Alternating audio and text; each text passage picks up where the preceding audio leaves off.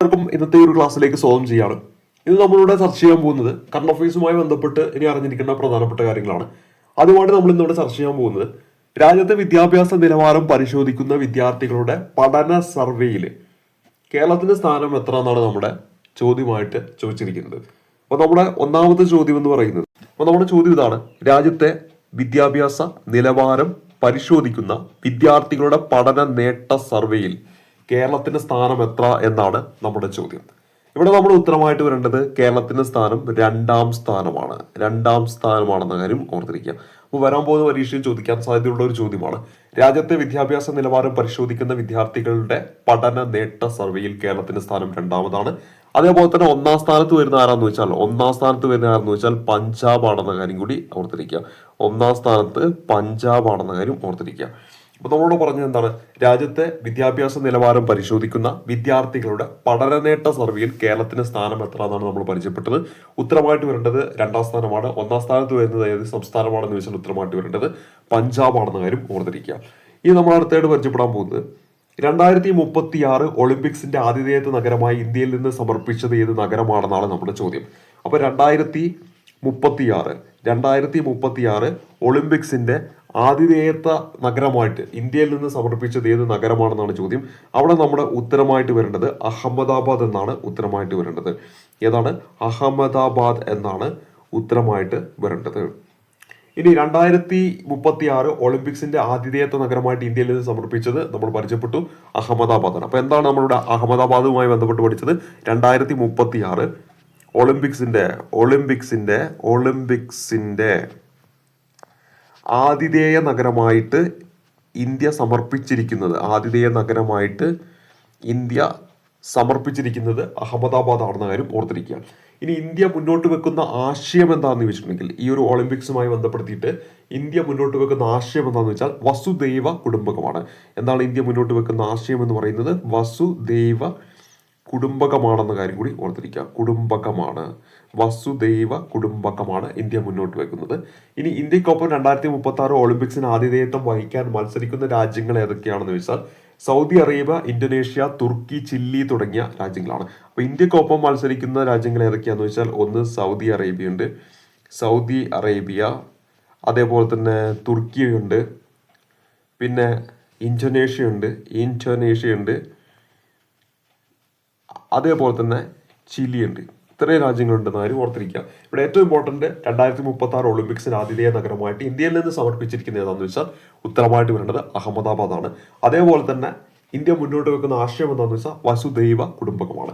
ഇന്ത്യക്കൊപ്പം 2036 ഒളിമ്പിക്സിന് ആതിഥേയത്വം വഹിക്കാൻ മത്സരിക്കുന്ന രാജ്യങ്ങളുടെ പട്ടികയിൽ സൗദി അറേബ്യ, തുർക്കി, ഇന്തോനേഷ്യ, ചിലി തുടങ്ങിയ രാജ്യങ്ങളുണ്ടെന്ന കാര്യം കൂടി ഓർത്തിരിക്കുക. ഇനി നമ്മൾ അടുത്തായിട്ട് നമ്മൾ ചർച്ച ചെയ്യാൻ പോകുന്നത് കേന്ദ്ര ജലശക്തി മന്ത്രാലയം ഉദ്ഘാടനം ചെയ്ത വെള്ളപ്പൊക്കം സംബന്ധിച്ച് മുന്നറിയിപ്പ് 2 ദിവസം മുമ്പ് നൽകാൻ സാധിക്കുന്ന വെബ് അടിസ്ഥാനമാക്കിയ പ്ലാറ്റ്ഫോമിന്റെ പേരെന്താണ് നമ്മുടെ ചോദ്യം. നമ്മുടെ ഉത്തരമായിട്ട് വരേണ്ടത് എന്താണെന്ന് നോക്കാം. ഇവിടെ നമ്മുടെ ഉത്തരം എന്ന് പറയുന്നത് സീ ഫ്ലഡ് എന്നതാണ് ഉത്തരം. ഓർത്തിരിക്കാൻ സിമ്പിളാണ്. സീ ഫ്ലഡ് എന്നതാണ് നമ്മുടെ ഉത്തരമായിട്ട് വരുന്നത്. അപ്പൊ എന്താണ് ഈ പറഞ്ഞ സീ ഫ്ലഡ് എന്ന് പറയുന്നത് എന്നാണ് നമ്മൾ പരിശോധിക്കാൻ പോകുന്നത്. അതിൽ ഒന്നാമതായിട്ട് ഓർത്തിരിക്കേണ്ടത് കേന്ദ്ര ജലശക്തി മന്ത്രാലയം ഉദ്ഘാടനം ചെയ്ത ഒരു പദ്ധതിയാണ് ഇത്. കേന്ദ്ര ജലശക്തി മന്ത്രാലയവുമായി ബന്ധപ്പെട്ടതാണ്.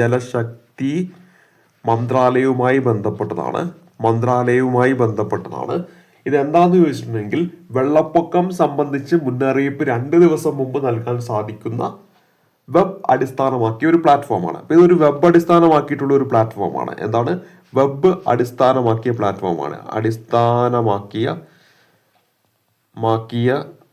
പ്ലാറ്റ്ഫോമാണ് എന്ന കാര്യം ഓർക്കുക. പ്ലാറ്റ്ഫോമാണ്. അതേപോലെ തന്നെ നമ്മൾ ഓർത്തിരിക്കേണ്ടത് എന്താണ്? വെബ് അടിസ്ഥാനമാക്കിയിട്ടുള്ള ഒരു പ്ലാറ്റ്ഫോമാണ്. ഇത് എന്തിനാണ് നമ്മളെ സഹായിക്കുന്നതെന്ന് വെച്ചാൽ വെള്ളപ്പൊക്കം സംബന്ധിച്ച മുന്നറിയിപ്പ് നൽകും. അപ്പൊ എന്താണ്? വെള്ളപ്പൊക്കം സംബന്ധിച്ച മുന്നറിയിപ്പ് നമുക്ക് നൽകും. മുന്നറിയിപ്പ് നൽകും. അത് എപ്പോൾ നൽകും എന്ന് വെച്ചാൽ 2 ദിവസം മുമ്പേ നമുക്ക് നൽകും എന്നാണ് പറയുന്നത്. അപ്പൊ 2 ദിവസം മുൻപ് നമുക്ക് ഈ ഒരു അറിയിപ്പ് ലഭിക്കും. അപ്പോൾ ഇതാണ് നമ്മളിവിടെ ഓർത്തിരിക്കേണ്ടത്. നമ്മളിവിടെ പരിചയപ്പെട്ടത് സീ ഫ്ലഡ് എന്ന് പറയുന്ന ആ ഒരു സോഫ്റ്റ്വെയറിൻ്റെ പേരാണ്. ഇതൊരു വെബ് അടിസ്ഥാനമായിട്ടുള്ള ഒരു പ്ലാറ്റ്ഫോമാണെന്ന കാര്യം ഓർത്തിരിക്കുക. ഇത് കേന്ദ്ര ജലശക്തി മന്ത്രാലയവുമായി ബന്ധപ്പെട്ടതാണെന്ന കാര്യം ഓർത്തിരിക്കുക. അതേപോലെ തന്നെ വെള്ളപ്പൊക്കം സംബന്ധിച്ച മുന്നറിയിപ്പ് നൽകാൻ വേണ്ടിയാണ് സീ ഫ്ലഡ് എന്ന് പറയുന്ന ഈ ഒരു പ്ലാറ്റ്ഫോം ഉപയോഗിക്കുന്നതെന്ന കാര്യം ഓർത്തിരിക്കുക. 2 ദിവസം മുമ്പ് നമുക്ക് എന്ത് ചെയ്യാൻ പറ്റും, വെള്ളപ്പൊക്ക സാധ്യതയെക്കുറിച്ചുള്ള അറിയിപ്പ് ലഭിക്കുമെന്ന കാര്യം കൂടി ഓർത്തിരിക്കുക. അപ്പോൾ നമ്മൾ പറഞ്ഞതാണ് കേന്ദ്ര ജലശക്തി മന്ത്രാലയം ചെയ്ത ഒരു പ്രൊജക്റ്റാണ്, അല്ലെങ്കിൽ ഒരു പ്ലാറ്റ്ഫോമാണ് നമ്മളിവിടെ പരിചയപ്പെട്ടത്. കേന്ദ്ര ജലശക്തി മന്ത്രാലയം ഉദ്ഘാടനം ചെയ്ത വെള്ളപ്പൊക്കം സംബന്ധിച്ച് മുന്നറിയിപ്പ് 2 ദിവസം മുമ്പ് നൽകാൻ സാധിക്കുന്ന വെബ് അടിസ്ഥാനമാക്കിയിട്ടുള്ള ഒരു പ്ലാറ്റ്ഫോമാണ് എന്ത്, സീ ഫ്ലഡ് എന്ന പേരിൽ അറിയപ്പെടുന്നത്. ഇത് നമ്മൾ അടുത്ത ചർച്ച ചെയ്യാൻ പോകുന്നത് പൂർണ്ണമായും ഹരിത ഊർജ്ജത്തിൽ പ്രവർത്തിക്കുന്ന ഒഡീഷയിലെ ആദ്യത്തെ റേഡിയോ സ്റ്റേഷൻ എന്ന് വെച്ചാൽ റേഡിയോ ഔട്ട്റീച്ച് 90.8 FM ആണെന്ന കാര്യം ഓർത്തിരിക്കും. അപ്പോൾ നമ്മളിവിടെ പരിചയപ്പെടുന്ന ആ ഒരു റേഡിയോ സ്റ്റേഷൻ്റെ പേര് റേഡിയോ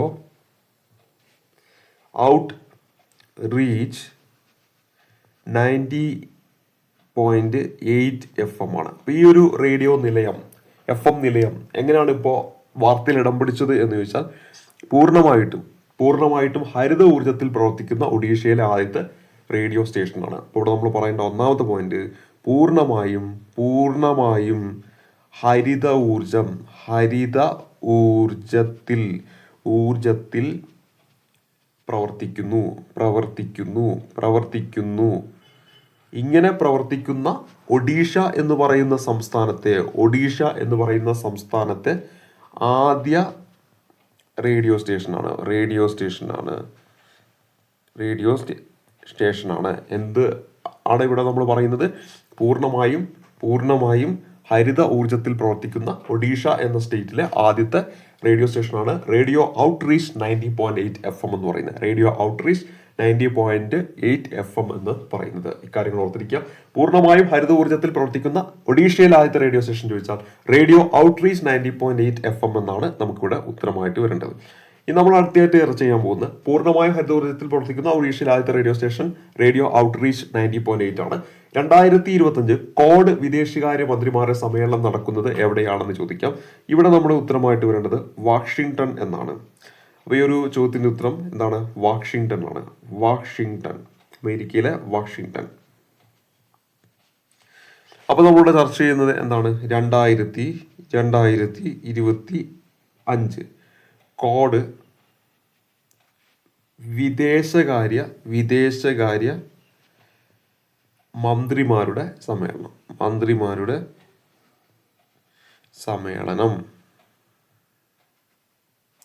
അപ്പോൾ എവിടെ വെച്ചിട്ടാണ്, വാഷിംഗ്ടണിൽ വെച്ചിട്ടാണെന്ന കാര്യം ഓർത്തിരിക്കുക.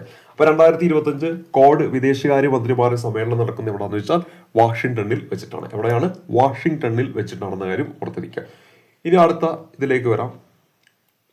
ഏറ്റവും വലിയ മെഗാ ശുചിത്വ പരിപാടി നടത്തുന്ന ഇന്ത്യയിലെ ആദ്യത്തെ ജില്ലയായിട്ട് മാറുന്നത് ഏതാണെന്നാണ് നമ്മുടെ ചോദ്യം.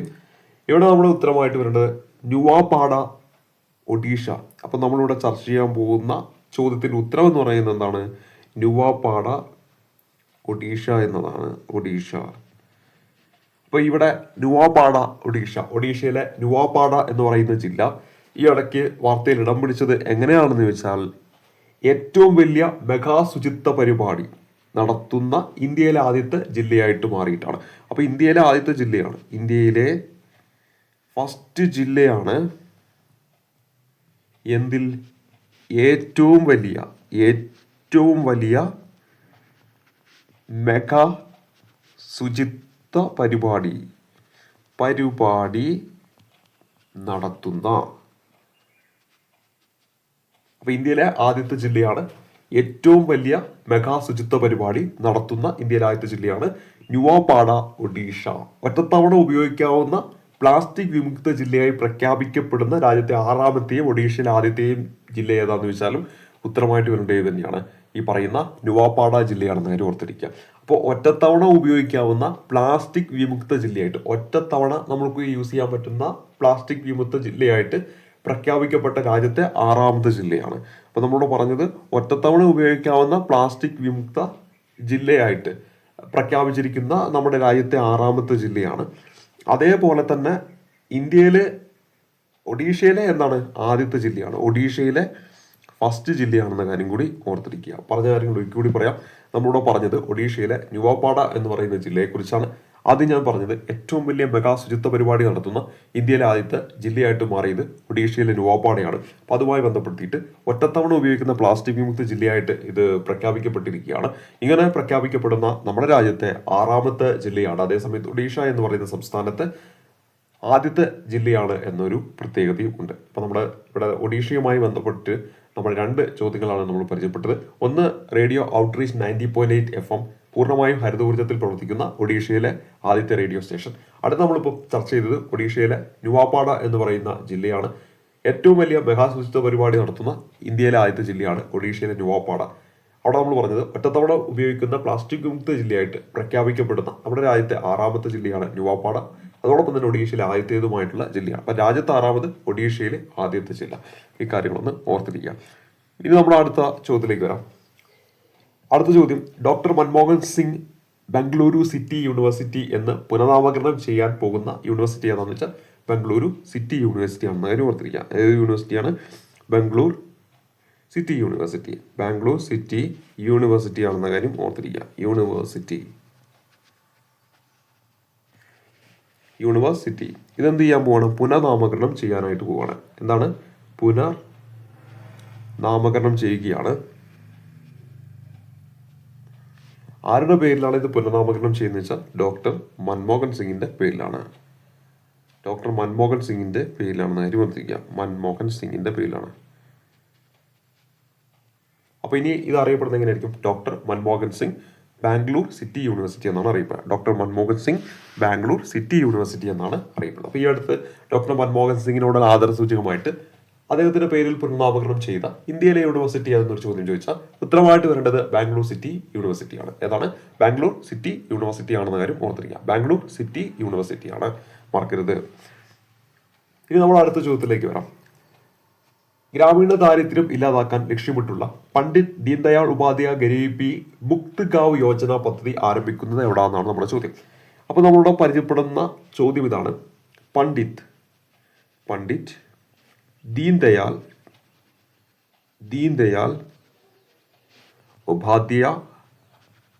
ഉപാധ്യായ ഗരീബി മുക്ത് ഗാവ് യോജന. അപ്പൊ ഇങ്ങനൊരു പദ്ധതി ആരംഭിക്കുകയാണ്. ഈ ഒരു പദ്ധതിയുടെ ലക്ഷ്യം എന്ന് പറയുന്നത് ഗ്രാമീണ ദാരിദ്ര്യം ഇല്ലാതാക്കുക എന്നതാണ്. എന്താണ്? ഗ്രാമീണ ദാരിദ്ര്യം ഇല്ലാതാക്കുക എന്നതാണ് ഈ ഒരു പദ്ധതിയുടെ ലക്ഷ്യം എന്ന് പറയുന്നത്. അപ്പൊ ഇത് എവിടെയാണ് ആരംഭിക്കുന്നത് എന്നാണ് നമ്മുടെ ചോദ്യം. ഉത്തരമായിട്ട് വരുന്നത് രാജസ്ഥാനാണ്. എവിടെയാണ്? രാജസ്ഥാനിലാണ്. അപ്പോൾ പണ്ഡിറ്റ് ദീൻദയാൾ ഉപാധ്യായ ഗരീബി മുക്ത് ഗാവ് യോജന പദ്ധതി, ഗ്രാമീണ ദാരിദ്ര്യം ഇല്ലാതാക്കുക എന്ന ലക്ഷ്യത്തിൽ ആരംഭിക്കുന്ന പദ്ധതി. ഇത് ആരംഭിക്കുന്നത് എവിടാന്ന് വെച്ചാൽ രാജസ്ഥാനിലാണെന്ന കാര്യം ഓർത്തിരിക്കുക. അപ്പോൾ നമ്മളിവിടെ ചർച്ച ചെയ്ത് എന്താണ്? പണ്ഡിറ്റ് ദീൻദയാൾ ഉപാധ്യായ ഗരീബി മുക്ത് യോജന എന്ന് പറയുന്ന ഒരു പദ്ധതിയാണ്. അത് ഗ്രാമീണ ദാരിദ്ര്യം ഇല്ലാതാക്കാനാണ്. രാജസ്ഥാനിലാണ് ഇത് ആരംഭിക്കുന്നത് എന്ന കാര്യം ഓർത്തിരിക്കുക. അപ്പൊ ഗ്രാമീണ ദാരിദ്ര്യം ഇല്ലാതാക്കാൻ ലക്ഷ്യമിട്ടുകൊണ്ടുള്ള പണ്ഡിറ്റ് ദീൻദയാൾ ഉപാധ്യായ ഗരീബി മുക്ത് ഗാവ് യോജന പദ്ധതി രാജസ്ഥാനിലാണ് ആരംഭിക്കുന്നത്. ഇനി നമ്മൾ അടുത്തത് ലോകത്തിലെ ഏറ്റവും വലിയ ഫിക്സഡ് വയർലെസ് ആക്സസ് ദാതാവായിട്ട് മാറിയത് റിലയൻസ് ജിയോ ആണ്. അപ്പോൾ ലോകത്തിലെ ഏറ്റവും വലിയ ഫിക്സഡ് വയർലെസ് ആക്സസ് ദാതാവായിട്ട് മാറിയത് റിലയൻസ് ജിയോ ആണ്. അപ്പോൾ നമ്മുടെ ചോദ്യം എന്ന് പറയുന്നത് റിലയൻസ് ജിയോയുമായിട്ട് ബന്ധപ്പെട്ടതാണ്.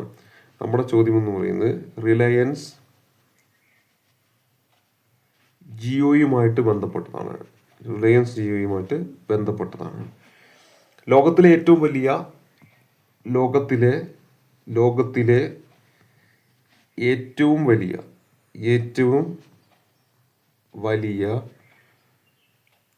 ഫിക്സഡ്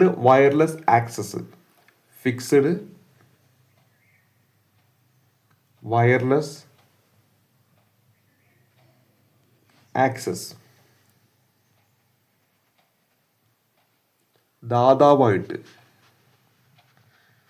ദാതാവായിട്ട് മാറിയത് ആരാന്ന് വെച്ചിട്ടുണ്ടെങ്കിൽ ഉത്തരമായിട്ട് വരേണ്ടത് റിലയൻസ് ജിയോ ആണ്. അപ്പോൾ ലോകത്തിലെ ഏറ്റവും വലിയ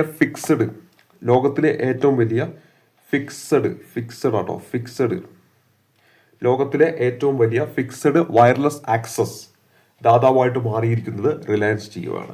ലോകത്തിലെ ഏറ്റവും വലിയ ഫിക്സഡ് വയർലെസ് ആക്സസ് ദാതാവായിട്ട് മാറിയിരിക്കുന്നത് നമ്മുടെ റിലയൻസ് ജിയോ ആണെന്ന കാര്യം കൂടി ഓർത്തിരിക്കാം. ഇനി നമ്മൾ അടുത്തതായിട്ട് പരിചയപ്പെടുന്നത് സൗജന്യമായിട്ട് വീട് തോറുമുള്ള നേത്രപരിചരണ പരിശോധനയ്ക്കായിട്ട് കർണാടക സർക്കാർ ആരംഭിച്ച ഒരു പദ്ധതിയുണ്ട്. അതാണ് ആശാ കിരണ എന്ന് പറയുന്ന പദ്ധതി. ആശാ കിരണ എന്നതാണ് പദ്ധതിയുടെ പേര്. ആശാ കിരണ. അപ്പൊ ആശാ കിരണ പദ്ധതി എവിടെയാണെന്ന് ചോദിച്ചാൽ നമ്മളിവിടെ പരിചയപ്പെട്ടിരിക്കുന്ന പദ്ധതിയുടെ പേര് ആശാ കിരണ എന്നാണ്. പദ്ധതിയുടെ പേര് ആശാ കിരണ. അപ്പൊ ഈ ആശാ കിരണ പദ്ധതി എവിടെയാന്ന് വെച്ചാൽ ഉത്തരമായിട്ട് വരേണ്ടത് കർണാടകയിലാണ്. എവിടെയാണ്? കർണാടകയിലാണ്. എന്താണ് ഇതുകൊണ്ട് ലക്ഷ്യം വെക്കുന്നത് എന്ന് ചോദിച്ചാൽ സൗജന്യമായിട്ട് വീട് തോറുമുള്ള നേത്രപരിചരണ പരിശോധനയ്ക്കായിട്ട് കർണാടക സർക്കാർ ആരംഭിച്ച പദ്ധതിയാണ്. അപ്പം നമ്മുടെ രാജ്യത്ത് സൗജന്യമായിട്ട് എന്താണ് നേത്ര പരിചരണ പരിശോധനയ്ക്കായിട്ട് നമ്മുടെ രാജ്യത്ത് കർണാടക എന്ന് പറയുന്ന സ്റ്റേറ്റിൽ സൗജന്യമായിട്ട് നേത്ര പരിചരണ പരിശോധനയ്ക്കായിട്ട് പരിശോധനയ്ക്കായിട്ട് കർണാടകയിൽ തുടക്കമിട്ടതാണ് ഇത് ആശാ കിരണ എന്ന് പറയുന്ന പദ്ധതി. സൗജന്യമായിട്ട് വീട് തോറുമുള്ള നേത്ര പരിചരണ പരിശോധനയ്ക്കായിട്ട് കർണാടക സർക്കാർ ആരംഭിച്ച പദ്ധതിയാണ് ആശാ കിരണ എന്ന് പറയുന്ന പദ്ധതി. അപ്പോൾ ഇത് സൗജന്യമായിട്ട് വീടുകൾ തോറും വന്നിട്ട് എന്ത് ചെയ്യും? നമ്മുടെ നേത്ര പരിശോധന നടത്തുകയാണ് ഇവിടെ ലക്ഷ്യമായി വെക്കുന്നത് എന്ന കാര്യം ഓർത്തിരിക്കുക. അപ്പോൾ നമ്മൾ പറഞ്ഞ പദ്ധതിയുടെ പേര് ആശാ കിരണ എന്നാണ്. സൗജന്യമായിട്ട് വീട് തോറുമുള്ള നേത്ര പരിചരണ പരിശോധനയ്ക്കായിട്ട് കർണാടക സർക്കാർ ആരംഭിച്ച പദ്ധതിയാണ് ആശാ കിരണ എന്ന് പറയുന്ന പദ്ധതി. സൗജന്യമായിട്ട് വീട് തോറുമുള്ള നേത്ര പരിചരണ പരിശോധനയ്ക്കായിട്ട് കർണാടക സർക്കാർ ആരംഭിച്ച പദ്ധതിയുടെ പേര് ചോദിച്ചാൽ ഉത്തരമായിട്ട് വരേണ്ടത് ആശാ കിരണ എന്നാണ്. ഇത്തരം കാര്യങ്ങൾ ഇവിടെ ഓർത്തിരിക്കാം. ഇനി നമ്മൾ അടുത്ത ചോദ്യം, രാഷ്ട്രപതിയുടെ ADC പദവിയിൽ ആദ്യമായി നിയമിതയായ വനിതാ സേനാംഗമാർ എന്നാണ് നമ്മുടെ ചോദ്യമായിട്ട് ചോദിക്കുന്നത്. ഇവിടെ നമ്മൾ ഉത്തരം എന്ന് പറയുന്നത് കമാൻഡർ യശസ്വി സോളങ്കി എന്നതാണ് ഉത്തരമായിട്ട് വരിക. കമാൻഡർ യശസ്വി സോളങ്കി. ഇവിടെ നമ്മുടെ ചോദ്യം എന്താണ്? രാഷ്ട്രപതിയുടെ ADC പദവിയിൽ രാഷ്ട്രപതിയുടെ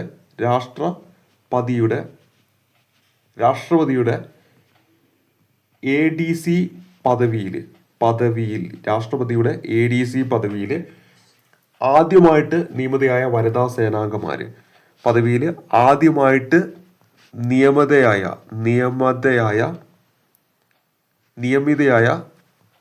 വനിതാ സേനാംഗം നമ്മളോട് പരിചയപ്പെട്ടു. കമാൻഡർ യശസ്വി സോളങ്കിയാണ്. അപ്പൊ കമാൻഡർ യശസ്വി സോളങ്കി എന്നതുമായി ബന്ധപ്പെട്ടിട്ടുള്ള നമ്മുടെ ചോദ്യം എന്താണ്? രാഷ്ട്രപതിയുടെ ADC പദവിയിൽ ആദ്യമായിട്ട് നിയമിതയായ വനിതാ സേനാംഗമാരെന്ന് വെച്ചാൽ കമാൻഡർ യശസ്വി സോളങ്കിയാണ്.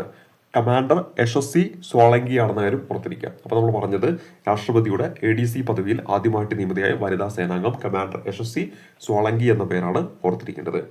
ഇനി 2025 ജൂൺ 12 അഹമ്മദാബാദിലെ സർദാർ വല്ലഭായ് പട്ടേൽ അന്താരാഷ്ട്ര വിമാനത്താവളത്തിൽ നിന്ന് ലണ്ടനിലേക്ക് യാത്ര ആരംഭിക്കവേ അപകടത്തിൽപ്പെട്ട വിമാനത്തിന്റെ പേര് ചോദിച്ചാൽ ഉത്തരമായിട്ട് വരേണ്ടത് എയർ ഇന്ത്യ 171 എന്ന് പറയുന്ന വിമാനമാണെന്ന കാര്യം ഓർത്തിരിക്കുക. ഇത് അപകടത്തിൽപ്പെട്ട ഡേറ്റ് ഓർക്കണം. 2025 ജൂൺ മാസം 12-ാം തീയതിയാണ്. 2022 ജൂൺ മാസം 12-ാം തീയതിയാണ് അപകടത്തിൽപ്പെട്ടത് എന്ന കാര്യം ഓർത്തിരിക്കുക.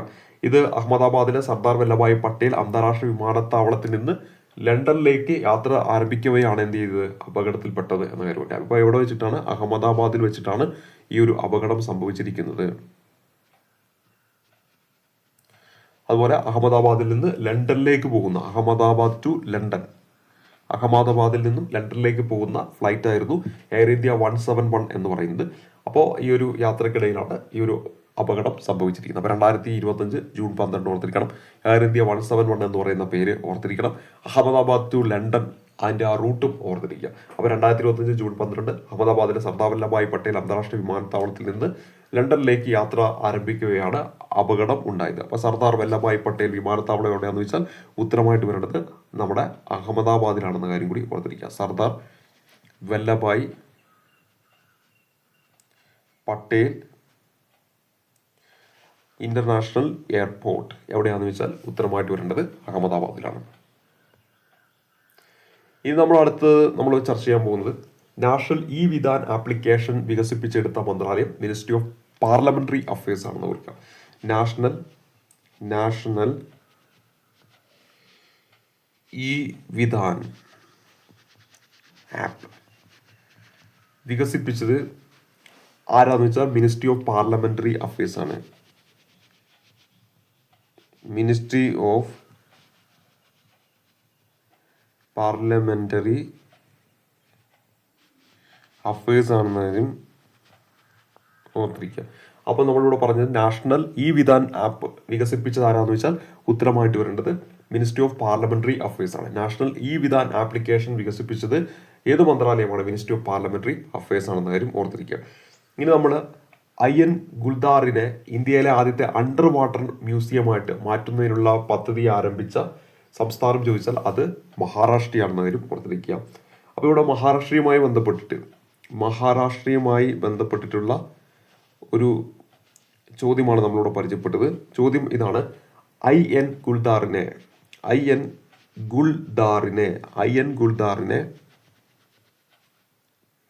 ഇന്ത്യയിലെ തന്നെ ആദ്യത്തെ അണ്ടർ വാട്ടർ മ്യൂസിയം ആക്കി മാറ്റുന്നതിനുള്ള പദ്ധതി ആരംഭിച്ചിരിക്കുകയാണ് മഹാരാഷ്ട്രയിൽ.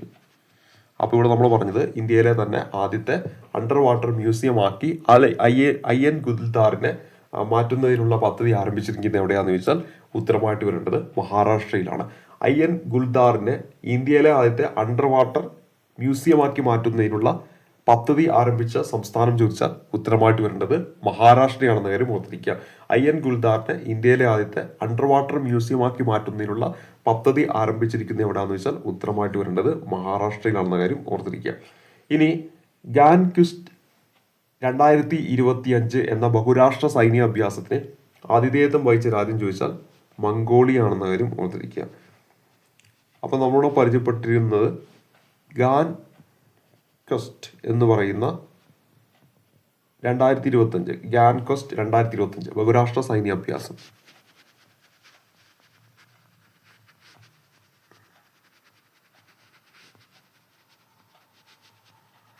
ഇത്തരം കാര്യങ്ങൾ ഓർത്തിരിക്കുക. മംഗോളിയ ഗാൻ ക്വസ്റ്റ് 2025 ബഹുരാഷ്ട്ര സൈനിക അഭ്യാസം. ഇതിന് ആതിഥേയത്വം വഹിച്ച രാജ്യം ചോദിച്ചാൽ അത് മംഗോളിയാണെന്നാലും ഓർത്തിരിക്കുക. അപ്പോൾ നമ്മളോട് പറഞ്ഞത് ഗാൻ ക്വസ്റ്റ് 2025 എന്ന ബഹുരാഷ്ട്ര സൈനിക അഭ്യാസത്തിന് ആതിഥേയത്വം വഹിച്ച രാജ്യം ഏതാണെന്ന് വെച്ചാൽ ഉത്തരമായിട്ട് വരേണ്ടത് മംഗോളിയ ആണെന്ന കാര്യം ഓർത്തിരിക്കുക. ഗാൻ ക്വസ്റ്റ് 2025 എന്താണെന്ന് വെച്ചാൽ ബഹുരാഷ്ട്ര സൈനിക അഭ്യാസമാണ്. എവിടെയാണ് ഇത് നടന്നതെന്ന് വെച്ചാൽ ഉത്തരമായിട്ട് വരേണ്ടത് മംഗോളിയയിലാണെന്ന കാര്യം ഓർത്തിരിക്കുക. ഗാൻ ക്വസ്റ്റ് 2025 എന്ന ബഹുരാഷ്ട്ര സൈനിക അഭ്യാസം ആതിഥേയത്വം വഹിച്ച രാജ്യം ചോദിച്ചാൽ ഉത്തരമായിട്ട് വരേണ്ടത് മംഗോളിയ ആണെന്ന കാര്യം ഓർത്തിരിക്കുക. ഇനി അടുത്ത് നമ്മൾ പരിചയപ്പെടുന്നത് ഷാഹദ് ഡ്രോണുകൾ വികസിപ്പിച്ചെടുത്ത രാജ്യം ഏതെന്നാണ് നമ്മുടെ ചോദ്യം. ഷാഹദ് ഡ്രോണുകൾ ഇത് വികസിപ്പിച്ചെടുത്ത രാജ്യം ചോദിച്ചാൽ ഇറാൻ ആണെന്ന കാര്യം ഓർത്തിരിക്കുക. അവ ഷാഹദ് ഡ്രോണുകൾ വികസിപ്പിച്ചത് ഏത് രാജ്യമാണ് എന്ന് ചോദിച്ചാൽ ഉത്തരമായിട്ട് വരേണ്ടത് ഇറാനാണ്. ഷാഹദ് ഡ്രോണ് വികസിപ്പിച്ചത് ഇറാനാണെന്ന കാര്യം ഓർത്തിരിക്കുക. ഇറാനാണ് ഷാഹദ് ഡ്രോണുകൾ വികസിപ്പിച്ചത്. 2025 തമിഴ്നാട് സർക്കാർ പ്രഖ്യാപിച്ച ധനുഷ്കോടി വന്യജീവി സങ്കേതത്തിൽ സംരക്ഷിക്കുന്ന ദേശാടന പക്ഷി ഇനമേതെന്നാണ് നമ്മുടെ ചോദ്യം. 2025 തമിഴ്നാട് സർക്കാർ പ്രഖ്യാപിച്ച ധനുഷ്കോടി വന്യജീവി സങ്കേതത്തിൽ, അപ്പോൾ 2025 തമിഴ്നാട് സർക്കാർ എന്ത് പ്രഖ്യാപിച്ചത്? ധനുഷ്കോടി വന്യജീവി സങ്കേതം പ്രഖ്യാപിച്ചത്. അവിടെ സംരക്ഷിക്കപ്പെടുന്ന ദേശാടന പക്ഷിയാണ് എന്ന് പറയുന്നത് സർപ്പിൾ ഫ്ലമിംഗോ എന്ന് പറയുന്നത്. അപ്പോൾ നമ്മളിവിടെ പരിചയപ്പെട്ടിരിക്കുന്നത് 2025 വർഷം തമിഴ്നാട് സർക്കാർ പ്രഖ്യാപിച്ച ഒരു വന്യജീവി സങ്കേതമാണ് ധനുഷ്കോടി വന്യജീവി സങ്കേതം. ഏതാണ്? ധനുഷ്കോടി വന്യജീവി സങ്കേതം. ഈ വന്യജീവി സങ്കേതത്തിൽ സംരക്ഷിക്കുന്ന ഒരു ദേശാടന പക്ഷിയുണ്ട്. സംരക്ഷിക്കുന്ന ദേശാടന പക്ഷി ഏതാണെന്ന് ചോദിച്ചാൽ ഗ്രേറ്റർ ഫ്ലെമിംഗോയാണ്. ഏതാണ്? ഗ്രേറ്റർ ഫ്ലെമിംഗോ ആണ്. അപ്പോൾ ഇവിടെ നമ്മൾ പറഞ്ഞ 2025 തമിഴ്നാട് സർക്കാർ പ്രഖ്യാപിച്ച ധനുഷ്കോടി വന്യജീവി സങ്കേതത്തിൽ സംരക്ഷിക്കുന്ന ദേശാടന പക്ഷി ഏതാണെന്ന് വെച്ചാൽ ഉത്തരമായിട്ട് വരേണ്ടത് ഗ്രേറ്റർ ഫ്ലെമിംഗോ ആണ്. അപ്പോൾ നമ്മൾ പറഞ്ഞ എന്താണ്, 2025 തമിഴ്നാട് സർക്കാർ പ്രഖ്യാപിച്ച ധനുഷ്കോടി വന്യജീവി സങ്കേതത്തിൽ സംരക്ഷിക്കുന്ന ദേശാടന പക്ഷി ഇനം ഏതാണെന്ന് വെച്ചാൽ ഗ്രേറ്റർ ഫ്ലെമിംഗോ എന്നാണ് ഉത്തരമായിട്ട് വരേണ്ടത്. അപ്പോൾ ധനുഷ്കോടി വന്യജീവി സങ്കേതം എവിടെയാണെന്ന് വെച്ചാൽ തമിഴ്നാട്ടിലാണ്. 2025 സർക്കാർ ഈ ഒരു വന്യജീവി സങ്കേതം പ്രഖ്യാപിക്കുന്നത്. അവിടെ സംരക്ഷിക്കുന്ന ദേശാടന പക്ഷിയാണ് ഗ്രേറ്റർ ഫ്ലെമിംഗോ എന്ന് പറയുന്ന ദേശാടന പക്ഷി. ദ റിയൽ ഫെർട്ടിലിറ്റി ക്രൈസിസ് എന്ന പേരിൽ 2025 state of world popular report പുറത്തിറക്കിയ സംഘടന ഏതാണെന്ന് വെച്ചാൽ യുണൈറ്റഡ് നാഷൻ പോപ്പുലേഷൻ ഫണ്ട് ആണ്. അപ്പോൾ ഇവിടെ നമ്മൾ പരിചയപ്പെട്ടത് യുണൈറ്റഡ് നാഷൻ പോപ്പുലേഷൻ ഫണ്ട് ആണ്. പോപ്പുലേഷൻ ഫണ്ട് ഇവർ 2025 ഒരു റിപ്പോർട്ട് പുറത്തുവച്ചു. എന്താണ്, ദ റിയൽ ഫെർട്ടിലിറ്റി ക്രൈസിസ് എന്ന പേരിൽ 2025 state of world popular report പുറത്തിറക്കിയ സംഘടന state of world popular report പുറത്തിറക്കിയ സംഘടന വെച്ചാൽ ഉത്തരമായിട്ട് വരേണ്ടത് നമ്മുടെ യുണൈറ്റഡ് നാഷൻ പോപ്പുലേഷൻ ഫണ്ടാണെന്ന കാര്യം ഓർത്തിരിക്കുക. അപ്പോൾ ഇവിടെ നമ്മൾ പരിചയപ്പെട്ടത് ദ റിയൽ ഫെർട്ടിലിറ്റി ക്രൈസിസ് എന്ന പേരിൽ 2025 state of world popular report പുറത്തിറക്കിയ സംഘടന എന്ന് വെച്ചാൽ യുണൈറ്റഡ് നാഷൻ പോപ്പുലേഷൻ ഫണ്ടാണെന്ന കാര്യം കൂടി ഓർത്തിരിക്കുക. വിഴിഞ്ഞം അന്താരാഷ്ട്ര തുറമുഖത്തെത്തിയ ലോകത്തിലെ ഏറ്റവും വലിയ കണ്ടെയ്നർ കപ്പൽ എന്ന് വെച്ചാൽ ഉത്തരമായിട്ട് വരേണ്ടത് MSC ഇറീന എന്ന് പറയുന്നതാണ്. നമ്മുടെ ആ ഒരു കപ്പലിന്റെ പേര് MSC ഇറീന. ഇവിടെ നമ്മൾ പരിചയപ്പെട്ടത് എന്താണ്, വിഴിഞ്ഞം അന്താരാഷ്ട്ര തുറമുഖത്ത് എത്തിയ വിഴിഞ്ഞം അന്താരാഷ്ട്ര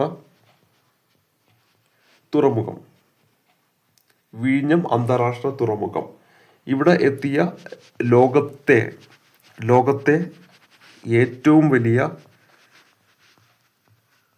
ഏറ്റവും വലിയ കണ്ടെയ്നർ കപ്പൽ എന്നാണ് നമ്മുടെ ചോദ്യം. കണ്ടെയ്നർ കപ്പൽ. അപ്പോൾ 2025 ജൂൺ മാസത്തിലാണ് MSC ഇറീന എന്ന് പറയുന്ന ഈ ഒരു കപ്പൽ, ഇതൊരു ലോകത്തിലെ തന്നെ ഏറ്റവും വലിയ കണ്ടെയ്നർ കപ്പലാണ്. അത് വിഴിഞ്ഞം അന്താരാഷ്ട്ര തുറമുഖത്ത് എത്തിയിരിക്കുകയാണ്.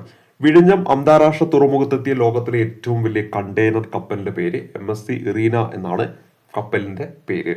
ഏഷ്യയ്ക്കും യൂറോപ്പിനും ഇടയിൽ വലിയ അളവിലുള്ള കണ്ടെയ്നറുകൾ കൊണ്ടുപോകാൻ രൂപകൽപ്പന ചെയ്ത കപ്പലാണ് MSC ഇറീന എന്ന് പറയുന്നത്.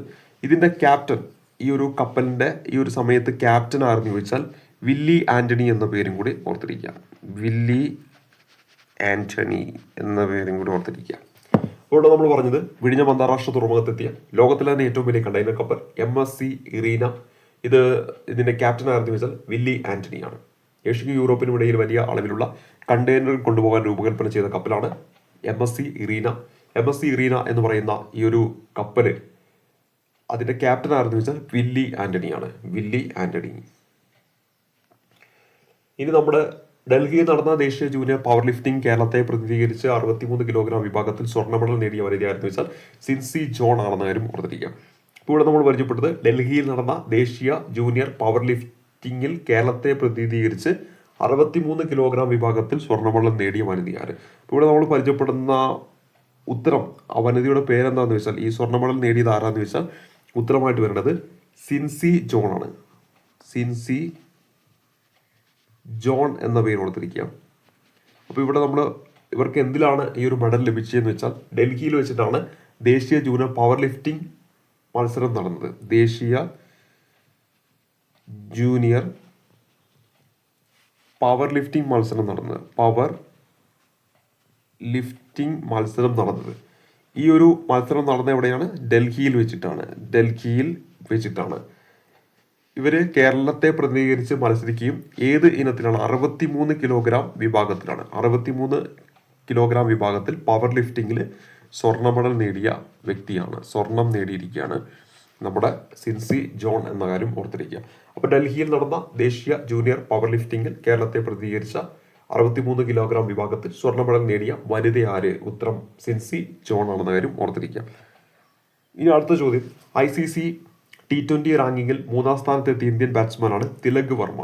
അപ്പോൾ 2025 ജൂൺ മാസത്തിലെ കണക്ക് പ്രകാരം ICC T20 റാങ്കിങ്ങിൽ 3-ാം സ്ഥാനത്ത് എത്തിയിരിക്കുന്ന ഇന്ത്യൻ ബാറ്റ്സ്മാൻ ആണെന്ന് ചോദിച്ചാൽ ഉത്തരമായിട്ട് വരേണ്ടത് തിലക് വർമ്മയാണെന്ന കാര്യം ഓർത്തിരിക്കുക. ആരാണ്? തിലക് വർമ്മയാണെന്ന കാര്യം ഓർത്തിരിക്കുക. 3-ാം സ്ഥാനത്തുള്ള ബൗളർ ആരെന്ന് ചോദിച്ചാലോ വരുൺ ചക്രവർത്തിയാണ്. 3-ാം സ്ഥാനത്തുള്ള ബൗളർ ആരെന്ന് ചോദിച്ചാൽ വരുൺ ചക്രവർത്തിയാണ്. ആരാണ്? വരുൺ ചക്രവർത്തിയാണെന്ന കാര്യം കൂടി ഓർത്തിരിക്കുക.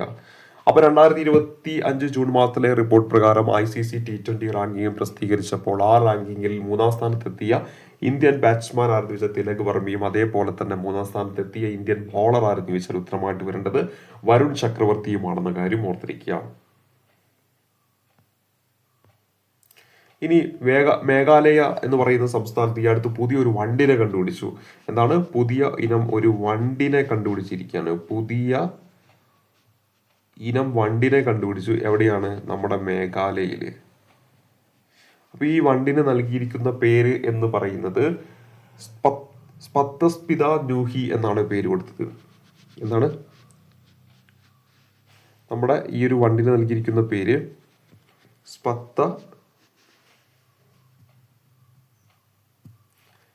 സ്പത്തസ്പിത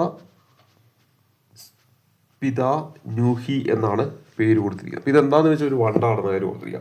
സ്പത്തസ്പിത ന്യൂഹി എന്ന പുതിയനം വണ്ടിനെ അടുത്തിടെ കണ്ടെത്തിയ പ്രദേശം ചോദിച്ചാൽ അത് മേഘാലയയാണ്.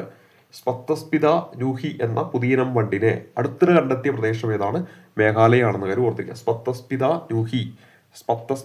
ന്യൂഹി എന്ന് പറയുന്ന ഒരു വണ്ട് ഇവിടെ നമ്മൾ പരിചയപ്പെട്ടത് സ്പത്തസ്പിത കേട്ടോ. അപ്പൊ ഇത് ഓർത്തിരിക്കുക. സ്പത്തസ്പിത ന്യൂഹി എന്ന് പറയുന്ന ഒരു വണ്ട്, സ്പത്തസ്പിത ന്യൂഹി എന്ന് പറയുന്ന വണ്ടിനുമാണ്.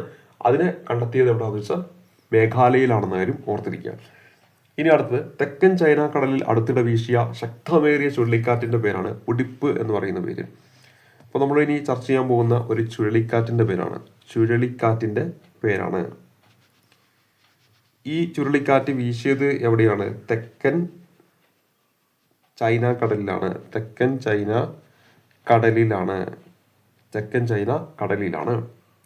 ഈ ചുഴലിക്കാറ്റിന്റെ പേരെന്താണ്? ഉഡിപ്പ് എന്നാണ് ചുഴലിക്കാറ്റിന്റെ പേര്. ഉഡിപ്പ് എന്നാണ് ചുഴലിക്കാറ്റിന്റെ പേര്. അപ്പോൾ ഉഡിപ്പ് എന്ന് പറയുന്ന ചുഴലിക്കാറ്റ് അവിടെ വീശി തെക്കൻ ചൈന കടലിലാണ് വീശിയത്. ഈ അടുത്ത് തെക്കൻ ചൈന കടലിൽ വീശിയ അതിശക്തമായിട്ടുള്ള ചുഴലിക്കാറ്റിന്റെ പേരാണ് ഉഡിപ്പ് എന്ന് പറയുന്നത്.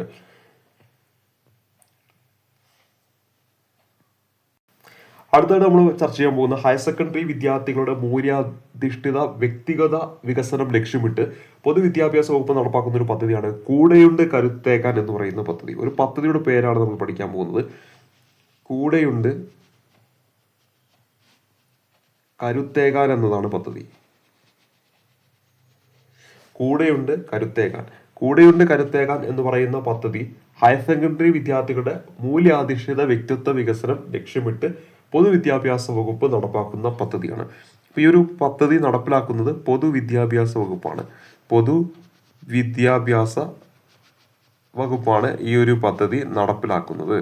ഈ ഒരു പദ്ധതിയുടെ ലക്ഷ്യം എന്ന് പറയുന്നത് ഹയർ സെക്കൻഡറി വിദ്യാർത്ഥികളുടെ മൂല്യാധിഷ്ഠിത വ്യക്തിത്വ വികസനമാണ്. മൂല്യാധിഷ്ഠിത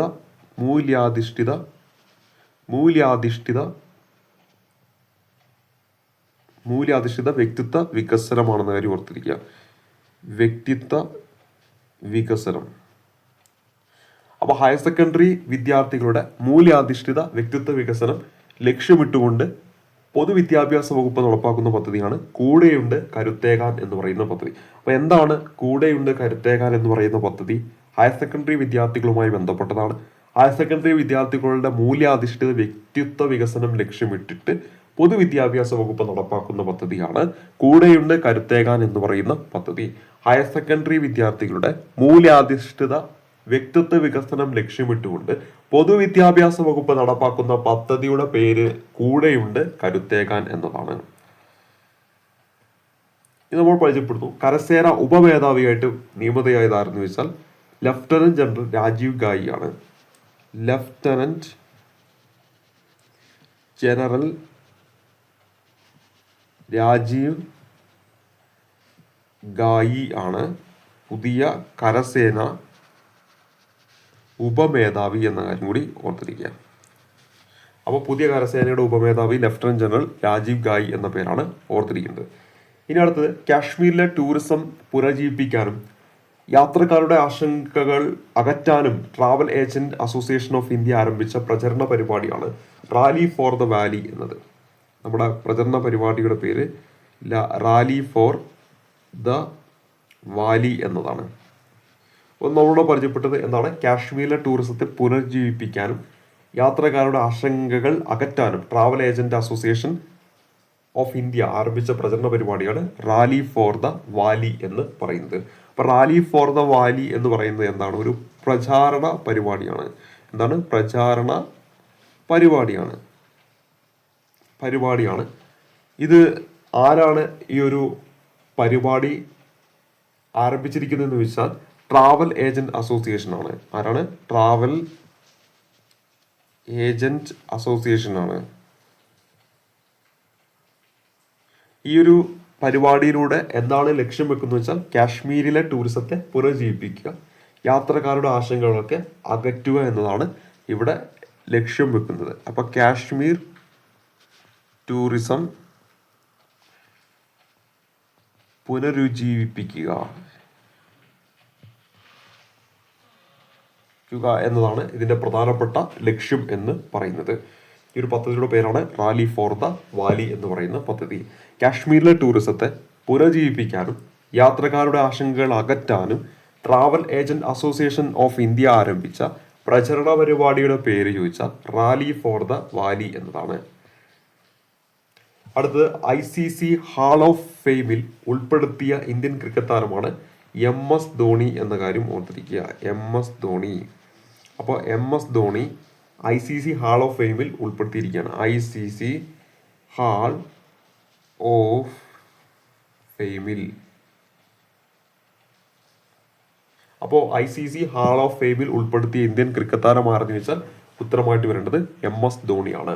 MS ധോണി. അപ്പോൾ ഈ അടുത്ത് 2025 ജൂൺ മാസത്തിലൊക്കെ ആയിട്ട് ICC ഹാൾ ഓഫ് ഫെയിമിൽ ഉൾപ്പെടുത്തിയ MS ധോണിയാണ് എന്ന കാര്യം ഓർക്കുക. ICC ഹാൾ ഓഫ് ഫെയിമിൽ ഉൾപ്പെടുത്തിയ ഇന്ത്യൻ ക്രിക്കറ്റ് താരമാണ് MS ധോണി എന്ന കാര്യം ഓർത്തിരിക്കുക. ഇനി ഐക്യരാഷ്ട്രസഭയുടെ 3ാം സമുദ്ര സമ്മേളനത്തിന് വേദിയായത് ഫ്രാൻസിലെ നീസിൽ എന്ന് പറയുന്ന സ്ഥലമാണ്. അപ്പോൾ നമ്മളിവിടെ പറഞ്ഞത് ഐക്യരാഷ്ട്രസഭയുടെ യുണൈറ്റഡ് നേഷന്റെ മൂന്നാം സമുദ്ര സമ്മേളനം. എന്താണ്? സമുദ്ര സമ്മേളനം. ഇതിന്റെ വേദി എവിടെയാന്ന് ചോദിച്ചാൽ ഫ്രാൻസ് ആണ്. ഫ്രാൻസിൽ എവിടെയാന്ന് ചോദിച്ചിട്ടുണ്ടെങ്കിൽ നീസിൽ എന്ന് പറയുന്ന സ്ഥലത്താണ്. ഫ്രാൻസിലെ നീസിൽ എന്ന് പറയുന്ന സ്ഥലത്താണ്. അപ്പൊ നമ്മൾ ഓർക്കുക, ഐക്യരാഷ്ട്രസഭയുടെ 3ാം സമുദ്ര സമ്മേളനത്തിന് വേദിയായത് ഫ്രാൻസ് നീസിലാണ്.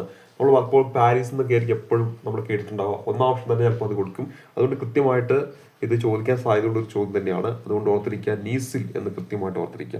അപ്പോൾ യുണൈറ്റഡ് നേഷൻ 3rd സമുദ്ര സമ്മേളനം ഫ്രാൻസിലെ നീസിൽ വെച്ചിട്ടാണെന്ന കാര്യം ഓർത്തിരിക്കുക. സ്ത്രീകളെ ശാക്തീകരിക്കുന്നതിനും വരുമാന അവസരങ്ങളിലൂടെയുള്ള മുന്നേറ്റത്തിനും ഗിഗ് അധിഷ്ഠിത പ്ലാറ്റ്ഫോമായ സീത ആപ്പ് പുറത്തിറക്കിയ സംസ്ഥാനം ചോദിച്ചിട്ടുണ്ടെങ്കിൽ അത് നമ്മുടെ തെലങ്കാനയാണ് എന്ന കാര്യം ഓർത്തിരിക്കുക. ഇപ്പോൾ നമ്മളൊരു ആപ്ലിക്കേഷന്റെ പേര് പറയുകയാണ് സീത ആപ്പ്. ആപ്ലിക്കേഷന്റെ പേര് പരിചയപ്പെട്ടു, സീത ആപ്പ്. ഇത് പുറത്തിറക്കിയിരിക്കുന്നത് തെലങ്കാനയാണ്. അപ്പൊ ഇതിലൂടെ നമ്മൾ എന്താണ് ലക്ഷ്യം വെക്കുന്നത് വെച്ചാൽ സ്ത്രീകളെ ശാക്തീകരിക്കുന്നതിനും വരുമാന അവസരങ്ങളിലൂടെയുള്ള മുന്നേറ്റത്തിനും ഗിഗ് അധിഷ്ഠിത പ്ലാറ്റ്ഫോമായി സീത ആപ്പ് പുറത്തിറക്കിയത് തെലങ്കാനയാണ്. അപ്പൊ ഇതിലെ ലക്ഷ്യം എന്താണ്? സ്ത്രീകളെ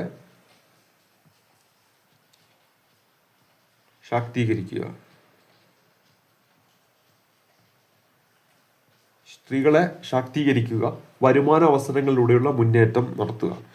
അവർക്ക് എന്താണ്? വരുമാനമൊക്കെ അവസരം ഒരുക്കി കൊടുക്കുക. വരുമാന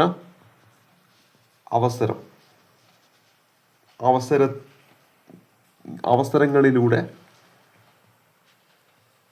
ഉള്ള മുന്നേറ്റം, ഇതൊക്കെ എന്ത് ചെയ്യുക? സാധ്യമാക്കി കൊടുക്കുക. ആ ഒരു ലക്ഷ്യത്തിൽ ഒരു ഗിഗ് അധിഷ്ഠിത പ്ലാറ്റ്ഫോമാണ് ഇത് സീത ആപ്പ് എന്ന് പറയുന്നത്. ഗിഗ് അധിഷ്ഠിത പ്ലാറ്റ്ഫോമാണ്. ഗിഗ് അധിഷ്ഠിത പ്ലാറ്റ്ഫോമാണ് എന്ന് പറയുന്നത്, സിത ആപ്പ് എന്ന് പറയുന്നത്. ഇവിടെ നമ്മൾ പറഞ്ഞ എന്താണ്, സ്ത്രീകളെ ശാക്തീകരിക്കുന്നതിനും വരുമാന അവസരങ്ങളിലൂടെയുള്ള മുന്നേറ്റത്തിനും ഗിഗ് അധിഷ്ഠിത പ്ലാറ്റ്ഫോമായ സിത ആപ്പ് പുറത്തിറക്കിയത് തെലങ്കാന എന്ന സംസ്ഥാനമാണെന്ന കാര്യം ഓർത്തിരിക്കുക. സ്ത്രീകളെ ശാക്തീകരിക്കുന്നതിനും വരുമാന അവസരങ്ങളിലൂടെയുള്ള മുന്നേറ്റത്തിനും ഗിഗ് അധിഷ്ഠിത പ്ലാറ്റ്ഫോമായ സിത ആപ്പ് പുറത്തിറക്കിയത് എവിടെയാണെന്ന് വെച്ചാൽ ഉത്തരമായിട്ട് വരുന്നത് തെലങ്കാനയിലാണ്.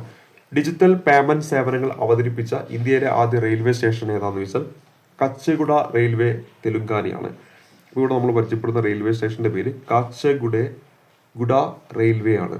റെയിൽവേ ഇതെവിടെയാണെന്ന് വെച്ചിട്ടുണ്ടെങ്കിൽ ഉത്തരമായിട്ട് വരുന്നത് തെലുങ്കാനയിലാണ്. എവിടെയാണ്? തെലുങ്കാനയിലാണ്. ഇതിപ്പോൾ വാർത്തയിൽ ഇടം പിടിച്ച എങ്ങനെയാണ്? ഡിജിറ്റൽ പേയ്മെന്റ് സേവനങ്ങൾ അവതരിപ്പിച്ച ഇന്ത്യയിലെ ആദ്യ റെയിൽവേ സ്റ്റേഷൻ എന്ന പേരിലാണ്. ഡിജിറ്റൽ പേയ്മെന്റ് സേവനങ്ങൾ ആരംഭിച്ച ഫസ്റ്റ് റെയിൽവേ സ്റ്റേഷനാണ്. ഫസ്റ്റ് ഇന്ത്യയിൽ തന്നെ റെയിൽവേ സ്റ്റേഷനാണ്. ഫസ്റ്റ് റെയിൽവേ സ്റ്റേഷനാണ്. ഇവിടെ നമ്മൾ പറഞ്ഞ എന്താണ്? ഡിജിറ്റൽ പേയ്മെന്റ് സേവനങ്ങൾ ആരംഭിച്ച ഇന്ത്യയിലെ ആദ്യത്തെ റെയിൽവേ സ്റ്റേഷൻ. ഉത്തരമായിട്ട് വരേണ്ടത് Kacheguda railway Telangana. Kacheguda railway Telangana. Kacheguda railway തെലുങ്കാനയാണെന്ന് കാര്യം ഓർത്തിരിക്കുക. ടൈപ്പ് 2 പ്രമേഹം, അമിതവണ്ണം എന്നിവ നിയന്ത്രിക്കാൻ US ഫാർമസ്യൂട്ടിക്കൽ കമ്പനിയായ ഇല്ലി ലില്ലി പുറത്തിറക്കിയ കുത്തിവെപ്പ് അധിഷ്ഠിത മരുന്നിന്റെ പേരെന്നാണ് നമ്മുടെ അടുത്ത ചോദ്യം. ഉത്തരമായിട്ട് വരുന്നത് മൗഞ്ചാരോ എന്നാണ്. എന്താണ്? മൗഞ്ചാരോ എന്നാണ്. മൗഞ്ചാരോ. ഇതിന് ഇംഗ്ലീഷ് ടെർസിപാറ്റിഡ് എന്നാണ് പറയേണ്ടത്. ടെർസിപാറ്റൈഡ് എന്ന് ഓർത്തിരിക്കാം. ടെർസിപാറ്റൈഡ്. മൗഞ്ചാരോ എന്നാണ് ഈ ഒരു മരുന്നിന്റെ പേര്. അപ്പൊ ടൈപ്പ് 2 പ്രമേഹം, അമിതവണ്ണം. ഇവിടെ ഓർക്കേണ്ടത് ഒന്ന് ടൈപ്പ് 2 പ്രമേഹം, ടൈപ്പ് 2 പ്രമേഹം, അതുപോലെ അമിതവണ്ണം, അമിതവണ്ണം ഇതൊക്കെ നിയന്ത്രിക്കാനായിട്ട് US ഫാർമസ്യൂട്ടിക്കൽ. ആരാണ്? US pharmaceutical. US ഫാർമസ്യൂട്ടിക്കൽ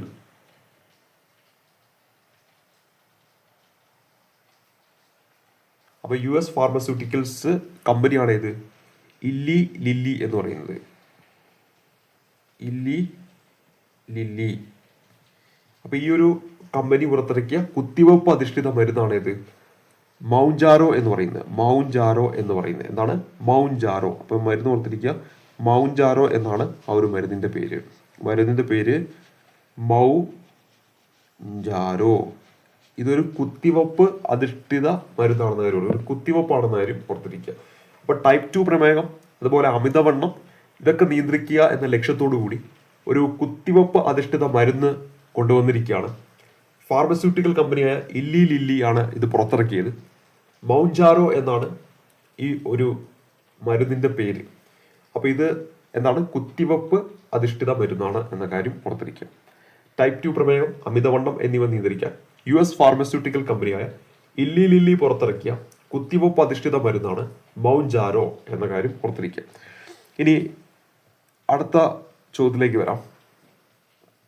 അടുത്തിടെ 29-ാം വയസ്സിൽ അപ്രതീക്ഷിത വിരമിക്കൽ പ്രഖ്യാപനം നടത്തിയ വെസ്റ്റ് ഇൻഡീസ് ക്രിക്കറ്റ് താരമാണെന്ന് വെച്ചാൽ നിക്കോളാസ് പുരാനാണ്. നിക്കോളാസ് പുരാൻ എന്ന പേര് ഓർത്തിരിക്കുക. ഇദ്ദേഹം ഏത് രാജ്യക്കാരനാണെന്ന് ചോദിക്കാം. ഉത്തരമായിട്ട് വരേണ്ടത് വെസ്റ്റ് ഇൻഡീസ് ആണെന്ന കാര്യം ഓർത്തിരിക്കുക. വെസ്റ്റ് ഇൻഡീസ് ക്രിക്കറ്റ് താരമാണെന്ന കാര്യം ഓർത്തിരിക്കുക. വാർത്തയിലൊക്കെ ഇടം പിടിച്ചതാണ്, അതുകൊണ്ട് തന്നെ പരീക്ഷയ്ക്ക് ചോദിക്കാം. നിക്കോളാസ് പുരാൻ ഏത് രാജ്യത്തിന്റെ ക്രിക്കറ്റ് താരമാണെന്ന് വെച്ചാൽ ഉത്തരമായിട്ട് വരേണ്ടത് വെസ്റ്റ് ഇൻഡീസ് ആണ്. അപ്പൊ അദ്ദേഹം എങ്ങനെയാണ് വാർത്തയിൽ ഇടം പിടിച്ചതെന്ന് വെച്ചാൽ 29-ാം വയസ്സിൽ അപ്രതീക്ഷിതമായിട്ട് നല്ല ഫോമിലൊക്കെ കളിച്ചുകൊണ്ടിരിക്കുകയായിരുന്നു. അപ്രതീക്ഷിതമായിട്ട് അദ്ദേഹം എന്ത് ചെയ്യുകയാണ്? വിരമിക്കുകയാണ് ചെയ്യുന്നത്. അപ്പൊ ആ ഒരു ഇതില് വെസ്റ്റ് ഇൻഡീസ് ക്രിക്കറ്റ് താരമാണ് നിക്കോളാസ് പുരാൻ എന്ന പേര് ഓർത്തിരിക്കുകയാണ്. ഇനി 2025 ദുരന്ത പ്രതിരോധ അടിസ്ഥാന സൗകര്യങ്ങളെ കുറിച്ചുള്ള അന്താരാഷ്ട്ര സമ്മേളനം എവിടെ വെച്ചാണ് നടക്കുന്നത് എന്ന് ചോദിച്ചാൽ ഉത്തരമായിട്ട് വരേണ്ടത് ഫ്രാൻസിൽ വെച്ചിട്ടാണ്. എവിടെ വെച്ചാണ്? ഫ്രാൻസിൽ വെച്ചാണ് നടക്കുന്നത്. അപ്പോൾ ഫ്രാൻസിൽ വെച്ചിട്ട് എന്താണ് നടക്കുന്നത് നമ്മൾ പറഞ്ഞു? 2025 ദുരന്ത പ്രതിരോധ അടിസ്ഥാന സൗകര്യങ്ങളെ കുറിച്ചുള്ള ദുരന്ത പ്രതിരോധ അടിസ്ഥാന സൗകര്യങ്ങളെ കുറിച്ചുള്ള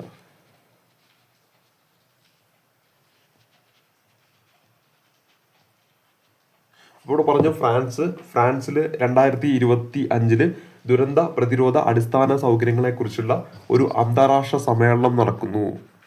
അന്താരാഷ്ട്ര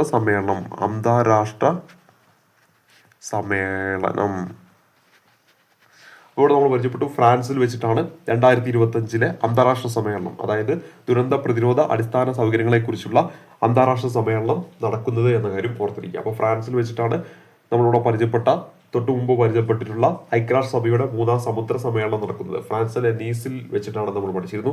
ഇപ്പൊ നമ്മൾ ഫ്രാൻസിൽ വെച്ച് തന്നെ 2025 ദുരന്ത പ്രതിരോധ അടിസ്ഥാന സൗകര്യങ്ങളെ കുറിച്ചുള്ള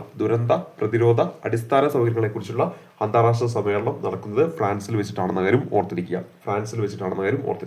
അപ്പൊ 2025 ദുരന്ത പ്രതിരോധ അടിസ്ഥാന സൗകര്യങ്ങളെ കുറിച്ചുള്ള അന്താരാഷ്ട്ര സമ്മേളനം നടക്കുന്നത് എവിടെ വെച്ചാണെന്ന് ചോദിച്ചാൽ ഉത്തരമായിട്ട് വരേണ്ടത് ഫ്രാൻസിൽ വെച്ചാണെന്ന കാര്യം ഓർത്തിരിക്കുക. 2025 ദുരന്ത പ്രതിരോധ അടിസ്ഥാന സൗകര്യങ്ങളെ കുറിച്ചുള്ള അന്താരാഷ്ട്ര സമ്മേളനം നടക്കുന്നത് ഫ്രാൻസിൽ വെച്ചിട്ടാണെന്ന കാര്യം ഓർത്തിരിക്കുക. ഇനി നമ്മൾ അടുത്ത പരിചയപ്പെടുന്നത് ലോകത്തിലെ ഏറ്റവും ഉയരം കൂടിയ പാലമായ ചെനാബ് പാലത്തിന്റെ നിർമ്മാണത്തിന്റെ ഭാഗമായ വനിതാ എഞ്ചിനീയർ ആരെന്ന് ചോദിച്ചാൽ ഉത്തരമായിട്ട് വരേണ്ടത് മാധവി ലതയാണ്. ചോദിക്കാൻ സാധ്യതയുള്ള ഒന്നാണ് മാധവി ലത. അപ്പോൾ ലോകത്തിലെ തന്നെ ഏറ്റവും ഉയരം കൂടിയ പാലമാണ് ചെനാബ് പാലം. ലോകത്തിലെ ഏറ്റവും ഉയരം കൂടിയ പാലമാണ് ചെനാബ് പാലം എന്ന് പറയുന്നത്. ലോകത്തിലെ ഏറ്റവും ഉയരം കൂടിയ പാലം. അപ്പോൾ ചെനാബ് പാലത്തിന്റെ പ്രത്യേകത എന്താണ്? ലോകത്തിലെ ഏറ്റവും ഉയരം കൂടിയ പാലമാണ് ജമ്മു കാശ്മീരിലെ ചെനാബ് നദിക്ക് കുറിയുള്ള ചെനാബ് പാലം എന്ന് പറയുന്നത്. അപ്പോൾ ഈ ചെനാബ് പാലത്തിന്റെ നിർമ്മാണത്തിന്റെ ഭാഗമായ വനിതാ എഞ്ചിനീയർ ആണെന്ന് ചോദിച്ചാൽ മാധവി ലതയാണ്. അപ്പോൾ ഈ ഒരു പാലത്തിന്റെ നിർമ്മാണത്തിന്റെ ഭാഗമായിട്ടുള്ള ഒരു വനിതാ എഞ്ചിനീയർ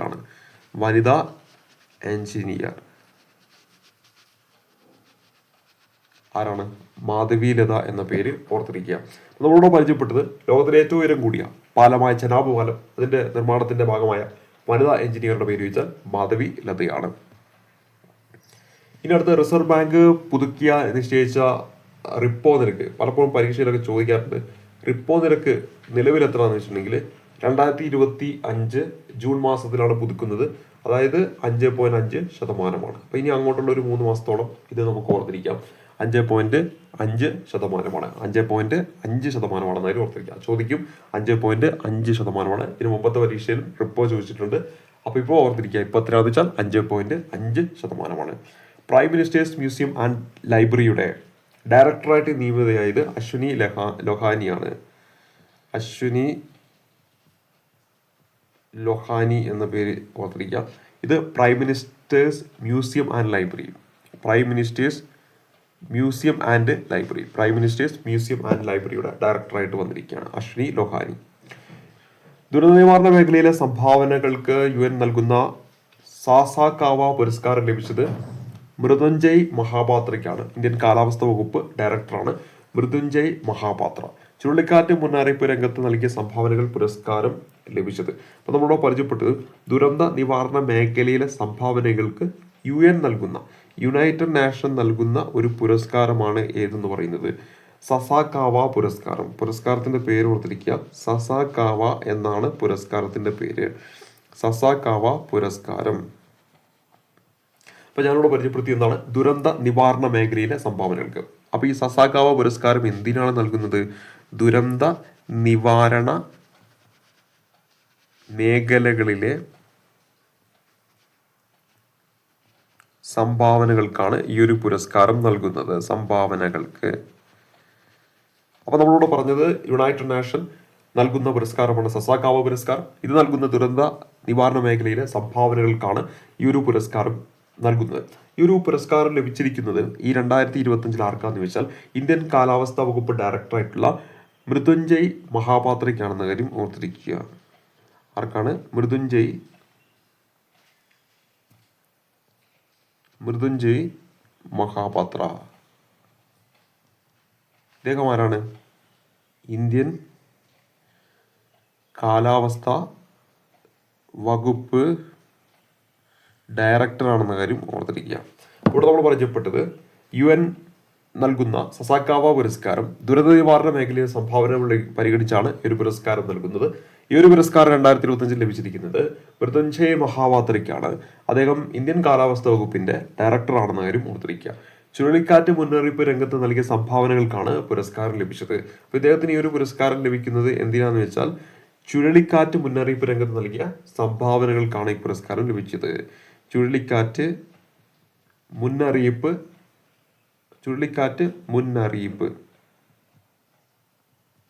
ആ ഒരു രംഗത്ത് നൽകിയ സംഭാവനകളൊക്കെ പരിഗണിച്ചിട്ടാണ് ഇദ്ദേഹത്തിന് ഒരു പുരസ്കാരം ലഭിച്ചത് എന്ന കാര്യം ഓർക്കുക. ഈ മൃത്യുഞ്ജയ് മഹാപാത്ര അറിയപ്പെടുന്നത് സൈക്ലോൺ മാൻ ഓഫ് ഇന്ത്യ എന്നാണ്. എന്ത് പേരിലാണ് അദ്ദേഹം അറിയപ്പെടുന്നത്?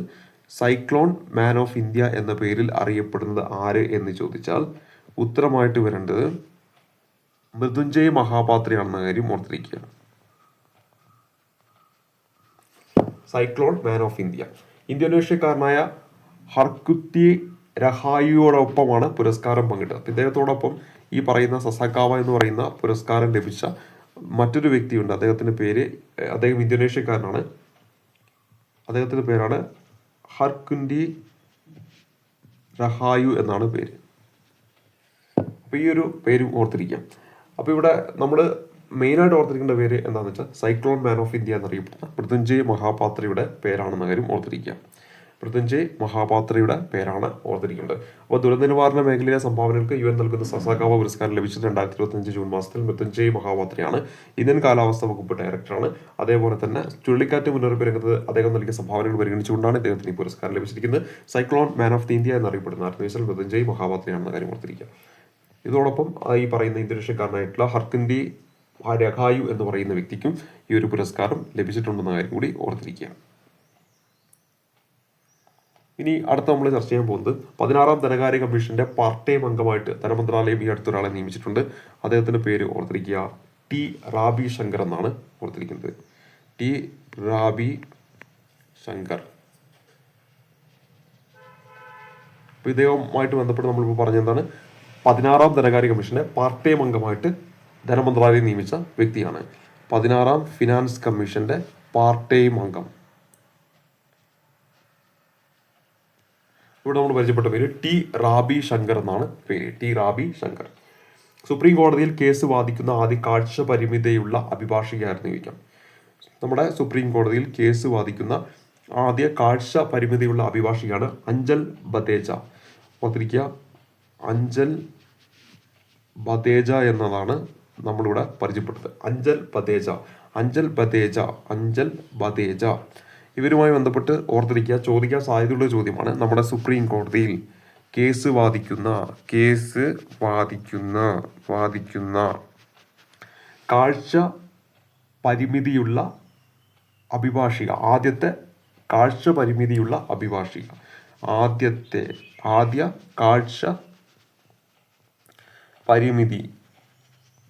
ഉള്ള അഭിഭാഷക. ഓർത്തിരിക്കുക, അഞ്ചൽ ബദേജ എന്നാണ് ഇവിടെ നമ്മൾ ഓർത്തിരിക്കേണ്ട പേര്. അപ്പൊ എന്താണ് അഞ്ചൽ ബദേജയുമായി ബന്ധപ്പെട്ട് അറിയേണ്ടത്? സുപ്രീം കോടതിയിൽ കേസ് വാദിക്കുന്ന ആദ്യ കാഴ്ച പരിമിതിയുള്ള അഭിഭാഷക. സുപ്രീം കോടതിയിൽ കേസ് വാദിക്കുന്ന ആദ്യ കാഴ്ച പരിമിതിയുള്ള അഭിഭാഷക അഞ്ചൽ ബദേജ.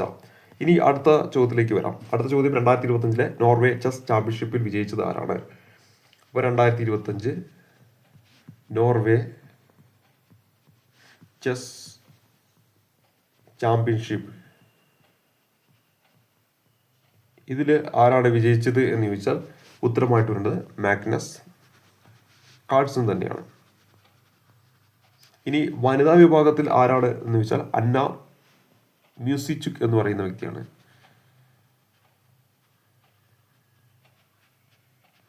അപ്പോൾ ഇവിടെ നമ്മൾ പരിചയപ്പെട്ടത് 2025 Norway chess championship Magnus Carlsen ആണ് വിജയിച്ചത് പുരുഷ വിഭാഗത്തിൽ. വനിതാ വിഭാഗം വിജയിച്ച അന്ന മ്യൂസിച്ചുക് എന്ന പേര് ഓർത്തിരിക്കുക. അന്ന മ്യൂസിച്ചുക് എന്ന് പറയുന്ന പേര് ഓർത്തിരിക്കണം. അപ്പോൾ 2025 Norway chess championship Magnus Carlsen വിജയിച്ചു. വനിതാ വിഭാഗത്തിൽ അന്ന മ്യൂസിച്ചുക് ആണ് വിജയിച്ചത് എന്ന കാര്യം ഓർത്തിരിക്കുക. ഇനി അടുത്ത് നമ്മൾ ചർച്ച ചെയ്യാൻ പോകുന്നത് ലോകബാങ്കിന്റെ റിപ്പോർട്ട് പ്രകാരം ഇന്ത്യയുടെ അതിദാരിദ്ര്യരുടെ എണ്ണം എത്രയാണെന്ന് വെച്ചാൽ 7.5 കോടിയാണ്. ഇത് ലോകബാങ്ക് വേൾഡ് ബാങ്കിന്റെ റിപ്പോർട്ടാണ്. വേൾഡ് ബാങ്ക് റിപ്പോർട്ട് പ്രകാരം ഇന്ത്യയിലെ അതിദരിദ്രരുടെ എണ്ണം അതിന്റെ എണ്ണം എത്രയാണെന്ന് വെച്ചിട്ടുണ്ടെങ്കിൽ 7.5 കോടി ആണെന്ന കാര്യം ഓർത്തിരിക്കാം. വേൾഡ് ബാങ്കിന്റെ ഈ അടുത്ത് പുറത്തിറങ്ങിയ ജൂൺ മാസത്തിൽ പുറത്തിറങ്ങിയ റിപ്പോർട്ട് പ്രകാരം ഇന്ത്യയുടെ അതിദരിദ്രരുടെ എണ്ണം എത്രയാണെന്ന് വെച്ചാൽ 7.5 കോടിയാണെന്ന കാര്യം ഓർത്തിരിക്കാം. ഇനി അടുത്തിടെ സ്ഥാപനങ്ങളുടെ പ്രവൃത്തി സമയം 9 മണിക്കൂറിൽ നിന്ന് 10 മണിക്കൂറായി ഉയർത്തിയ സംസ്ഥാനം ചോദിച്ചാൽ അത് ആന്ധ്രാപ്രദേശ് ആണെന്ന കാര്യം ഓർത്തിരിക്കുക. ആന്ധ്രാപ്രദേശ് സംസ്ഥാനത്തിനാണ് അടുത്തിടെ സ്ഥാപനങ്ങളുടെ പ്രവൃത്തി സമയം 9 മണിക്കൂറിൽ നിന്ന് എത്രയായിട്ട് മാറ്റി? 10 മണിക്കൂറായിട്ട് മാറ്റി. അപ്പോൾ അടുത്തിടെ സ്ഥാപനങ്ങളുടെ പ്രവൃത്തി സമയം 9 ഹവറായിരുന്നു, ഇപ്പോൾ അത് എത്രയ്ക്ക് മാറ്റി? 10 ഹവറായിട്ട് മാറ്റി. 10 ഹവറായിട്ട് മാറ്റി. അതെവിടെയാണ്? നമ്മുടെ ആന്ധ്രാപ്രദേശിലാണെന്ന കാര്യം ഓർത്തിരിക്കുക. അപ്പോൾ ഇവിടെ നമ്മൾ പറഞ്ഞത് അടുത്തിടെ സ്ഥാപനങ്ങളുടെ പ്രവൃത്തി സമയം 9 മണിക്കൂറിൽ നിന്ന് 10 മണിക്കൂറായിട്ട് മാറ്റി. ആന്ധ്രാപ്രദേശ് എന്ന കാര്യം ഓർത്തിരിക്കുക. ഇത്രയും കാര്യങ്ങളാണ് ഇന്നത്തെ ഈ ഒരു ക്ലാസ്സിൽ ഉൾക്കൊള്ളിച്ചത്. കുറേ കാര്യങ്ങൾ നമ്മൾ പറഞ്ഞിട്ടുണ്ട്. എല്ലാം PSC പരീക്ഷയിലൊക്കെ ചോദിക്കാൻ സാധ്യതയുള്ളതാണ്. അപ്പോൾ അടുത്ത ക്ലാസ്സിൽ കാണാം. അതുവരെയ്ക്കും നന്ദി, നമസ്കാരം.